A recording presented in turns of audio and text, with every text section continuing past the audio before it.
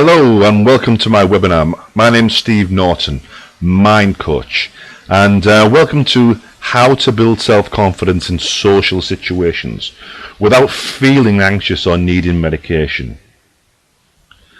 I want to start by saying a big thank you to all the attendees from around the world, from the UK, from the United States, or wherever you are that you've come from today.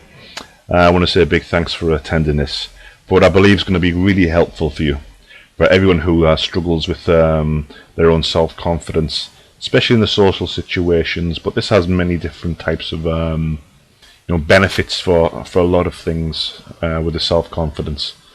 So I've been on many of these types of things before, webinars and trading courses, and I don't know how you guys feel about things, but I've been on certain things whereby the speaker tends to speak for about 20 minutes, just literally waffling on about a lot of things that really you don't need to know, maybe just to fill time in or whatever. But that's one of the things that really tends to annoy me when I go on these types of things. So if it's alright with you guys today, what I really want to do is just literally cut to the chase and just give you the best information I can give you in the shortest period of time. Because if you're like me, time is at a premium. You haven't got time to be listening all night to people waffling on. So I just want to really, want to just crack on today and just give you some really good information about how you can start to build your self-confidence. So I'm going to start off today just by describing, first of all, who I am. Well, I am Steve Norton. I'm a mind coach. And you can see there on the little screen there that I'm actually a clinical hypnotherapist slash psychotherapist since 1996. And over the last couple of years, I've actually just dropped the name clinical hypnotherapist from a lot of my literature. And the reason why is because of two reasons. One is people still have this almost like strange, weird idea of what hypnosis is about. And I literally got sick of it. I got sick of having to explain it all the time to people. Especially when I used to go to parties and places, it's amazing how people, you tell them that you're a hypnotherapist and they wouldn't look you in the face or look you in the eye anymore. And they usually say like silly things about, can you control people's minds? Can you make people do things they don't want to do? And the like. And the usual thing, you wouldn't have me dancing around like a chicken. And I'd always say the same thing to these people.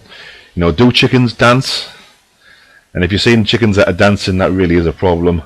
And if that's the case, don't bother phoning me. So I did drop that hypnotherapist moniker off my literature.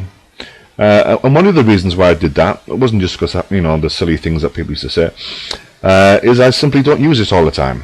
I use much more the psychotherapy side of my therapy these days.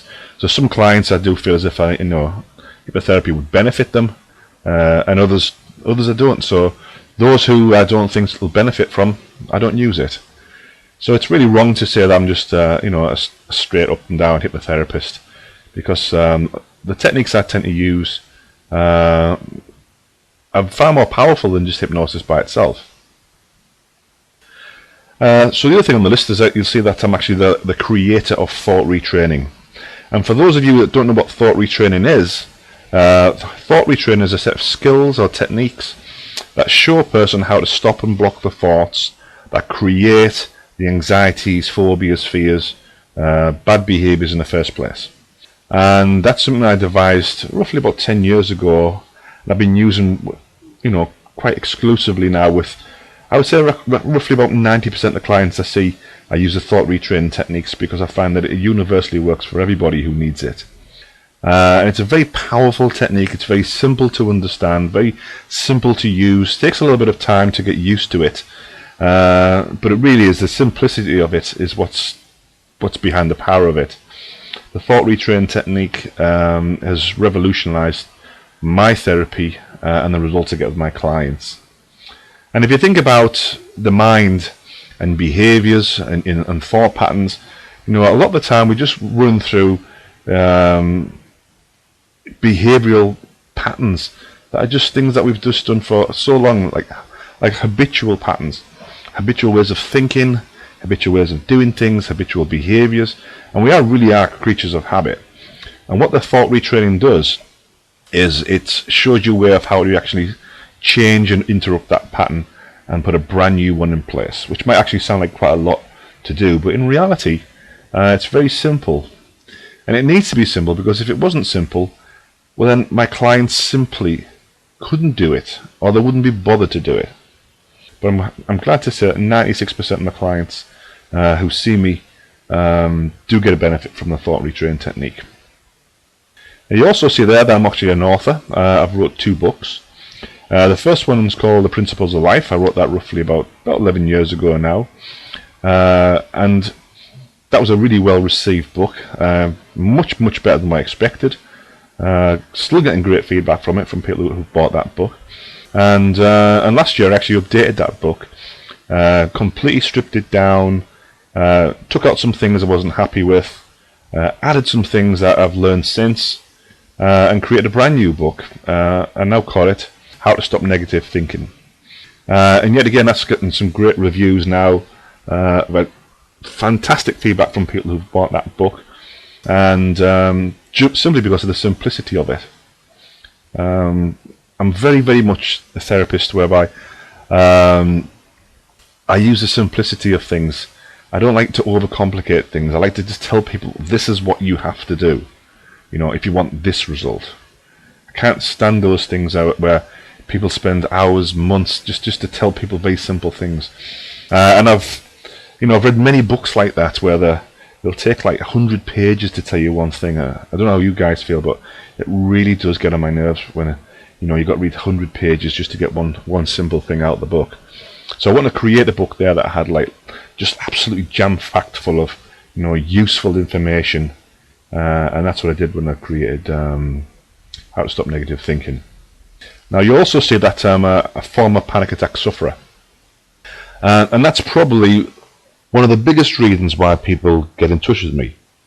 And the reason why is because I know where you are. I've been there. I was the guy that couldn't leave the house, panic attacks, had no self-confidence. I got to a point in my life basically where I thought, if I don't get a handle on this soon, I'm going to be pretty much housebound. Very little self-confidence. So I know how it feels to have these issues when it comes to like low confidence and anxiety. And through my own experiences, I've been able to help lots of people because I know firsthand how it feels, and I can sympathise with that person. But more powerfully than that, I know exactly what is needed to get you out of it. I've got my own self out of it. I've had countless clients recover from it, and I basically teach people the techniques of how I did it and how everyone else does it. And yeah, I just love that part of my job. So I can see at the bottom there it says, yes, I'm a former low self-esteem and low self-confidence sufferer, which is amazing really to think that I had so little self-confidence years ago, yet now I can do things that I never thought was possible, such as do live seminars, webinars like this, speak in front of audiences, and see clients on a daily basis to help them with these issues that they've got. So yeah, it's amazing what we can do when we've got the right knowledge and the right skills and a little bit of courage just to try something different. So without any further ado, and that's all the waffle I like to talk about, I'm going to just literally crack on now, give you guys some good information. I want to start by talking about the 5 misconceptions that people have when they think about self-confidence. And the number one thing that people tend to think about when they have low self-confidence, or they want to have more confidence, is that they believe that you're either born that way or you're not. Some people think that you're actually either born confident or you're just born without it. And I can see how that can seem that way, because we all know some people who just seem to be supremely confident. They just seem to be naturally confident, where others seem to struggle like ourselves. And that way people think, well, you either have it or you don't. The truth is that, yes, there are people who tend to just be naturally more confident, but it doesn't mean that you can't have it if you don't feel that way now. What it does mean is that you just need to know what to do in order to actually get that into your life into your psyche. In other words, there's a way of learning it. So yes, there's people out there who have more confidence, but if you've got the right knowledge, you can have it too. The second thing that people tend to think about when they think about confidence is that you are what you are. Almost as if like you're set in stone. You know, if you have no confidence now, well then that's just how it's going to be for you. And that's simply not true. You are not set in stone, and the person that you are now isn't the person that you have to be. You just need to know what to do in order to change it. You'd be surprised how simple some of the steps are that you need to take in order to change that self-confidence level that you have in yourself.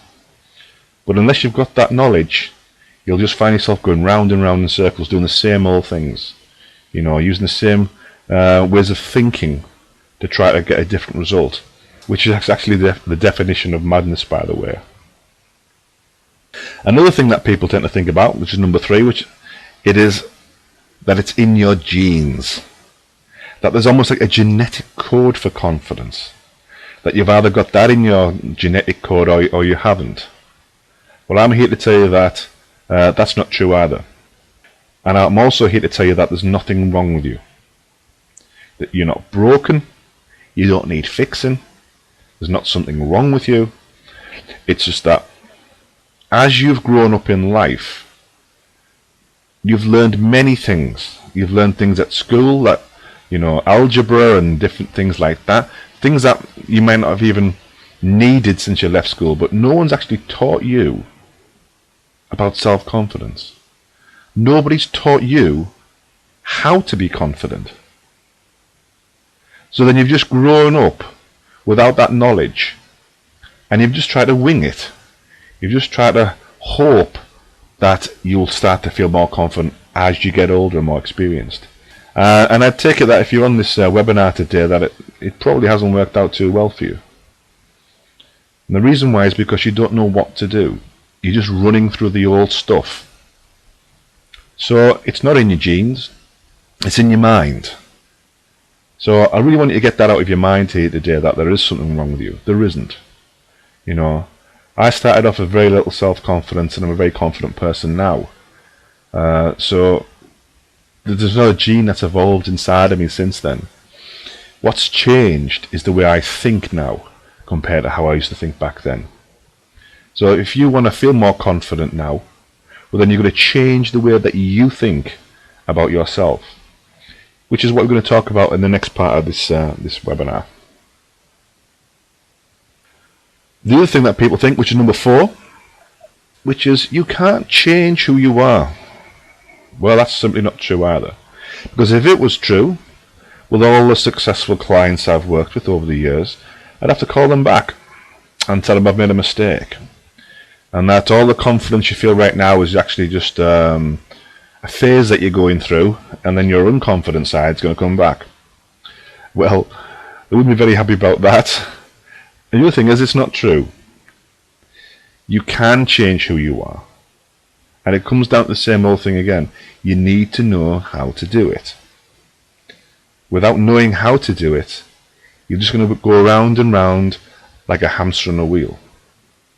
You see, if you want to travel somewhere, let's say for instance you want to travel from the UK and you want to go to Germany, well, if you don't know the route to take, how are you going to get there? You'll try to figure it out. You'll take a lot of different wrong turn-ins, no doubt, to get there. But it's a lot easier if somebody shows you the map. And that's what I do with people when they come to see me. I give them the map. I show them the way of how they can reach that destination. So it really is important that you remove that thought from your mind of, you know, you can't change who you are. It's nothing more than a hand-me-down belief. And people often say that to you. They'll say things to you like, you can't change who you are what you are, and all that stuff. And what they're really saying is, they haven't changed who they are. And that's got nothing to do with you. You're a completely separate person. So don't buy into that. And don't let anyone tell you that, you know, what you can do or what you can't do. because that's more of a reflection of what they can't do. So the last one, number 5, is that you can't teach yourself to be confident. Well, you can. And like we said before, you need to know what to do. And once you start to learn the techniques of how to be confident and start to use them every day, and you then start to program them in as a habit. Once they become habitual, confidence will stay with you. And that is the big key. That you need to habitualize new behaviors, new thought patterns, in order for them to become stuck, locked, glued, cemented in place in your mind. And the way that we do that is by repetition. A lot of the things when people come to see me, what they'll learn about is how if you feel unconfident, it means that you've repeatedly put a mind program in place that is now working automatically, telling you that you have no confidence, telling you that it's in your genes and that you can't change who you are, that you can't teach yourself to be confident, and all that stuff. It's literally being programmed in through repetition. So what I do when I work with people one-to-one is that we give them a new set of techniques that will reverse that. And through the repetition of these new ways, it starts to replace the old with the new. And in time, the new becomes automatic, and that person just starts to run on the new program instead. And that's very powerful stuff. And the best thing about that is, it doesn't matter if you've never felt confident, or if you've been unconfident for most of your life. It doesn't mean it'll take the rest of your life to relearn it. Normally what I find with people, it takes between 20 to 30 days of using my techniques in order for it to install a brand new habit in place. So even if you've been unconfident for, say, 20, 30 years, it doesn't mean it'll take 20 to 30 years to reverse it. It only takes roughly about 20 to 30 days. But you must be vigilant with it. You must do it in a certain way. So there you can see there the 5 misconceptions that people have about when they think about self-confidence. And there's probably some of those there that you've actually thought about yourself. You probably think, yeah, I've thought that. Yeah, I used to believe that. And the thing with beliefs is that if you believe that to be true, well, then it will be true. That is the power of beliefs. Beliefs change the way that you think and feel about things, and they also ultimately change the results that you have about things. So I want you to think about some new beliefs. That all those beliefs were untrue, and that you can have confidence, and you will have confidence once you start to run your brain in a different way. So how do you have confidence? Well, I want to talk to you a little bit now that I call the keys to confidence. And what I've found is that in order to be really truly confident, there's certain things that must be in place. Absolutely certain things that without them, the whole thing just doesn't work. And the most important thing I've found when I speak to people who are lacking confidence versus those who have confidence is their own self-talk. And like it says there, how you talk to yourself determines whether you will have confidence or not. You see, it's no big surprise to find that people who are self-confident, if you ask them if they're confident, they'll tell you, yes, I'm confident. Yet when you talk to people who tell you that they've got no self-confidence, that's how they feel. So let me ask you a question here today. How does it make you feel when you tell yourself that you have no self-confidence? Doesn't exactly make you want to jump up and down and say, yes, hallelujah, does it? Not at all. It makes you feel less than. It makes everything seem harder. And the problem with it is that the words that you use to yourself, your own self-talk, then becomes a self-fulfilling prophecy. So that you become what you tell yourself. So if you tell yourself you've got no self-confidence, well, it changes the way that you sound, it changes the way that you walk, it changes the way that you look, it changes the expression in your face. Your whole physiology changes to what you tell yourself. So if you're constantly going around telling yourself, I've got no self-confidence, well, then you will become what you tell yourself. Now, I know that you don't want that. So the clues to confidence is this. All confident people talk themselves up internally. They don't walk around all day long saying, I can't do this, I can't do that. Do you think confident people do that? Do you think confident people walk around and tell themselves that they have no self-confidence? Of course not. That's what unconfident people do. So if you really want to feel confident, you've got to change that little voice you have in your head that's constantly telling yourself all this negative garbage all the time about yourself. And you must do that. The changing your negative self-talk into something more positive is the way, well, the first step to get you on the right track. Now, some people say, well, I just can't stop it. That's how I talk to myself. Well, that's how you did talk to yourself in the past. Because I want you to start to look at the past now and say, okay, it doesn't matter what I used to do or how I used to talk to myself. Because the day is a fresh, brand new day. A day that's never been here before. So from now on, I'm going to change my self-talk. I'm not going to allow it to be that way anymore. I'm not going to just allow my own self-talk to pull me down, drag me down, and all those things. So I want you to start doing this instead. I want you to start to tell yourself every day that your self-confidence is improving.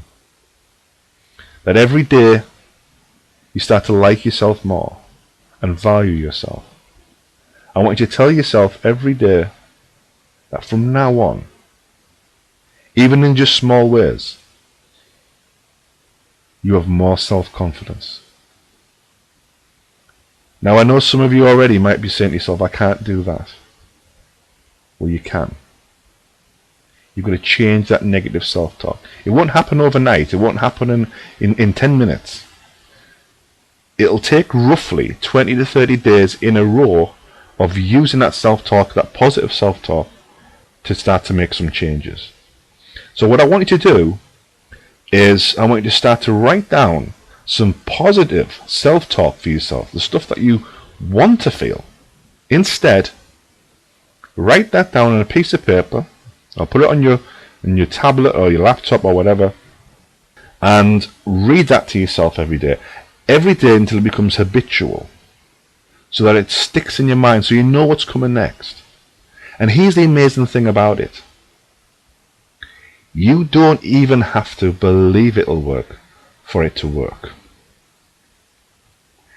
When I first started out learning about the psychology of the mind, the only thing I had at my disposal was some old books written very long time ago in the early 1900s, the early personal development speakers of the time, Napoleon Hill and the like, and they all use this technique of talking to yourself in this way.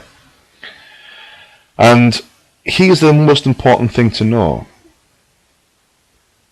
It doesn't matter whether you believe it or not, your body will respond to whatever you tell it.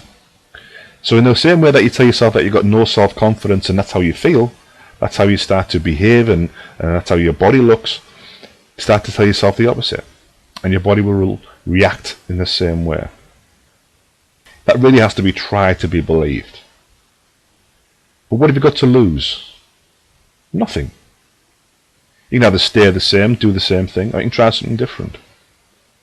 So I want you to start to tell yourself every day that every day you're starting to become more self-confident, even if you don't believe it. And do that for 20 days, 20 to 30 days. And I'll guarantee that you'll start to feel more self-confident, even if you don't believe it. And what will happen is at the end of the 30 days, you will start to believe it, because you will start to feel more confident. Okay? So that's the number one thing that we need to get you to start doing. Now the next part of this, the keys to confidence, is how you view your past. How you think about yourself and the past events of your life determines whether you have confidence or not. So what does that really mean? Well, some people, they constantly use the past as a benchmark for the future. They'll say things like, oh, I've tried that. Didn't work. Yeah, I've tried all that. I've tried thousands of things. Well, A, they haven't tried thousands of things. They've tried a few things. And B, the past is a benchmark of what you've done, not what you can do. So all confident, successful people view the past this way. They view the past as the stepping stones to the future. See, it doesn't matter how many times in the past you may have failed at doing something. You've got to take those failings and say, how can I learn from this? And when you start to use that mindset of how can I learn from my past, well then, there are no failings. There's nothing wrong. There's just opportunities to learn. And all confident people do that. Companies invest vast amounts of money finding how things don't work, because you simply learn more when things don't work out than when they do. So I want you to look at life and say there's no mistakes. There's only opportunities to learn. And one of the key statements I love, and I still use now many years down the line, is one from the great speaker Tony Robbins, which he says, the past doesn't equal the future. The past doesn't equal the future. Well, what it basically means is, just because something in the past worked a certain way or was a certain way, it's got nothing to do with the future. The future hasn't been here yet. So, let's move on to the next key for confidence, which is absolutely so powerful and so influential, which is don't overthink. Confident people don't tend to be massive overthinkers, whereas unconfident people tend to be. They think about everything, they overanalyze everything, and they live in the world of what if. Or what if I get there and I can't do it? Or what if I get there and people don't like me? And they constantly run a little movie in their minds about, seeing that worst case scenario going on, about, how things might not work out for them. And they run that scenario through in their brain as if it's like a foregone conclusion. They might get invited to a party or something, and it might sound great for a moment, and then they think about, yes, but what if I get there and I can't speak to people? Or what if I get there and I start to feel anxious? What if I get there and people don't like me, or they start talking about me, and they start creating in their mind this like crazy scenario of like worst case scenarios, basically. And they look at this thing in their mind and then they just avoid it. So it's the overthinking that is the process that I find I used to use whenever I used to, have my anxiety. It was always down to my own thinking. I would imagine the most crazy scenarios that would happen whenever I came to do something, like something simple, like go to the supermarket. I would imagine myself, perhaps having a panic attack at the till, or not being able to function right in some way, maybe fainting. Maybe someone I know would see me faint. I would literally blow this whole thing out of proportion in my own mind. And remember, every thought changes the way you feel. So you've got to be very careful what you think about.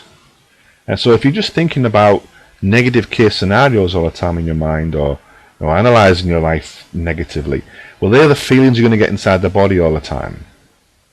And you create like a false association to things by doing that. So in order to stop overthinking, you've got to find a way to do that. One of the ways is to learn the thought retraining process that I teach. And you'll see that, I've got books on the market that can help you with that. Or some people come to see me as a one-to-one to do that. Whatever you think is the best way for you. Or, another good way of doing it is, learn some relaxation techniques.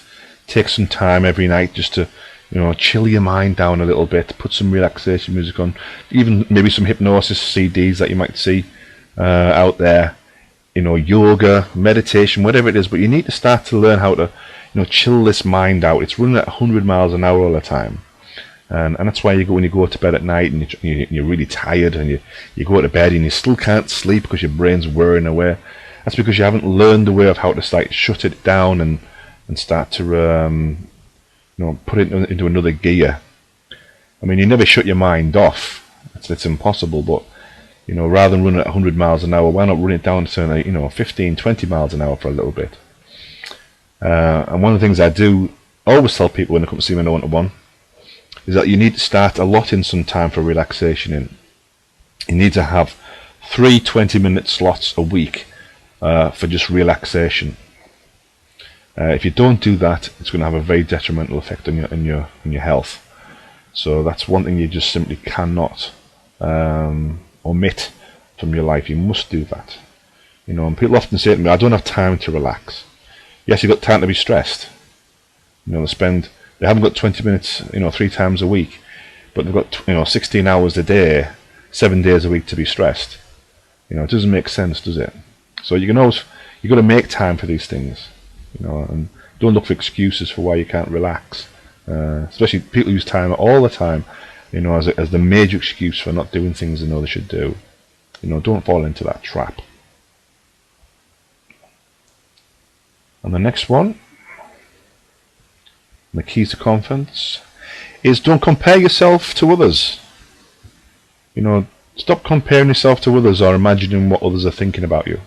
That's an important thing to do. People often compare themselves and say, well, I'm not as good as them or whatever.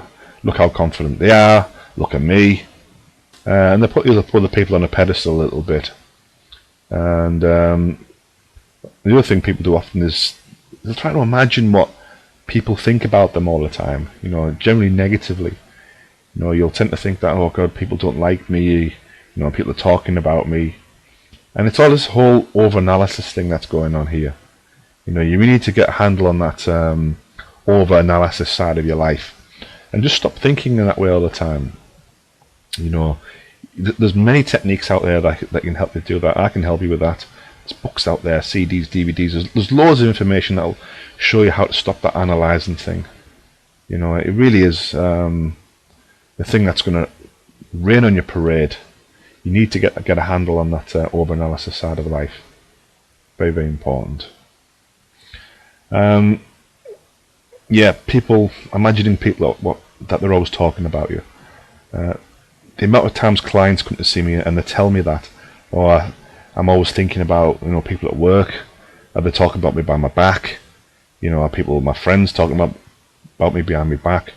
And so that's nothing more than just over-analysis. In the same way that you're in your own little bubble, thinking about yourself all the time. People at work, they're in their own little bubbles too. They aren't thinking about you all day long. You're not the forefront of their mind, in the same way that they aren't the forefront of your mind.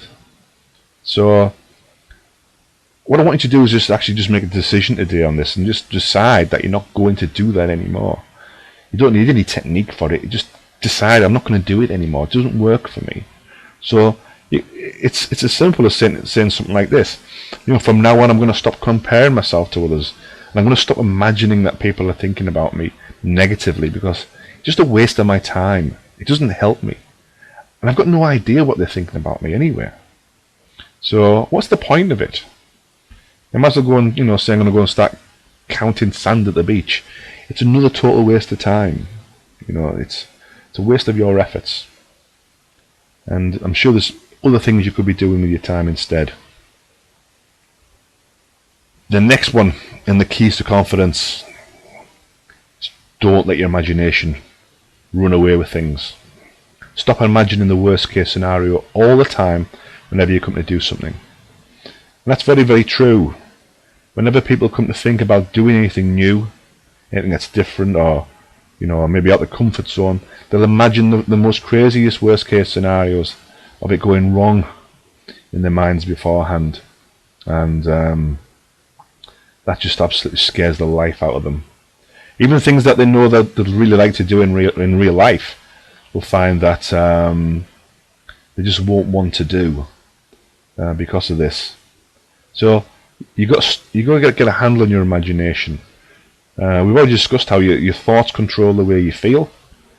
So if you're imagining things all the time that are just negative or scary or silly, well, they are the feelings you're going to get inside of you all the time, and those feelings, they're quite destructive. They can cause illnesses inside of you if you don't, get a handle on them. Anxiety is a terrible thing to feel, and your body can't produce anxiety by itself.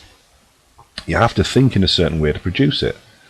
So if you're just allowing worst case scenarios to form in your mind and then pretend that you don't realize that's happening, well, I wanted to let you know that it's you the person who does it. You're the person that creates the thoughts in your mind. They're not just happening to you, you're actually cultivating them. But what happens is, if you feel as if it's something that's been going on for a long time, what you've probably done is program it in. So if you think negative thoughts every day for roughly 20-30 days in a row, well then when you wake up in the morning, then they will wake up with you. So you've got to get a handle on that side of things and understand that it is you and your own thoughts that are creating this whole shebang, this whole thing that you don't like in your life, and that you don't have to have it. So I want you to make another decision. Decide that whenever those thoughts come to your mind from now on, that you're not going to just allow them to come in. You're going to stop and block them and get rid of them in some way. Use your either your thought retraining technique to do that, or use some relaxation to do that. But understand that a thought is just a thought. It's got no more substance than a cloud in the sky. It's just a thought. A thought can only have some power over you is if you believe it and take it seriously and run with it. So instead, what I want you to do with this final part of the keys to confidence, and it's something that it sounds so obvious but very rarely do people do. I want you to start to imagine in your mind what you want to happen instead. So let's say, for instance, in the past when somebody invited you to go to a party, you'd imagine things not the way you wanted. You'd imagine yourself being nervous or unconfident or stuttering or not being able to say the words, nothing to say, or those other things. I want you instead to ask yourself, well, how do I want to be instead? Well, I want to be confident. I want to be relaxed. I want to have a good time. So that is what I want you to start to run in your mind. I want you to literally create the pictures in your mind of yourself doing that. See yourself enjoying yourself, doing the things you want to do, in whatever situation you find yourself in. So if in the past you've struggled going to the supermarket, or you've struggled going to the bank, or going to work, or doing anything that you don't at the moment like doing, it's because you're running through in your mind the negative imagination of worst case scenarios. So instead, I want you to start to run in your mind the scenarios of what you do want. Because whatever you start to think about changes the way you feel. So I want you now to start to show your mind, your subconscious mind, how you want things to be. I want you to start to show your mind how you want things to be, and start to get into the habit of doing that. So if you want to be confident at work, start to imagine that in your mind. See yourself doing that. Hear yourself doing that. And feel how it feels to be confident. And imagining yourself getting along with people. Maybe people that you haven't got along with before in the past. I want you to imagine yourself getting along with them. Or whatever it is that you think you need to do. whether it's, going to the bank, going to the supermarket, imagine yourself confident there. If before in the past you've had panic attacks there, imagine yourself being completely relaxed there, completely at ease there, smiling, just shopping in the way that you want to be. And that's really one of the biggest keys I found to confidence. Start to imagine how you want it to be, and you will make it so. Maybe not straight away or even overnight, but certainly within a 20 to 30 day period of running your mind in this way, you'll find that the results are completely different. So what have you got to lose? You can either stay the same, or you can try something different. And I'll guarantee that if you try my way, you'll want to keep it. And if you don't, well, you can go back to the old way. But I know that you're here today on this webinar because you want to do something different. You actually come to learn something. You've took time out of your life to do this. So I want you to go ahead and do this. Start to show your mind the results you want instead. How do I want to be in that situation? How do I want to sound? How do I want to feel? How do I want to look? And start to imagine that in your mind, vividly and powerfully, in any way that feels right for you. Because some people are very visual people that can see it quite clearly in their minds. Other people can't see it so clearly, but they get like a sound of, about it. They get or some people get a feeling about it. It doesn't matter if you don't see it clearly in your mind. The only thing that matters is that when you think about it, you get a good feeling. It's all about having good feelings. So never forget that it's your thoughts that are creating your emotions at any time. So then you've got to be very careful what you think about. See it in your mind, and then you feel it in your body. See yourself how you want to be. See yourself with confidence. That's a little bit of food for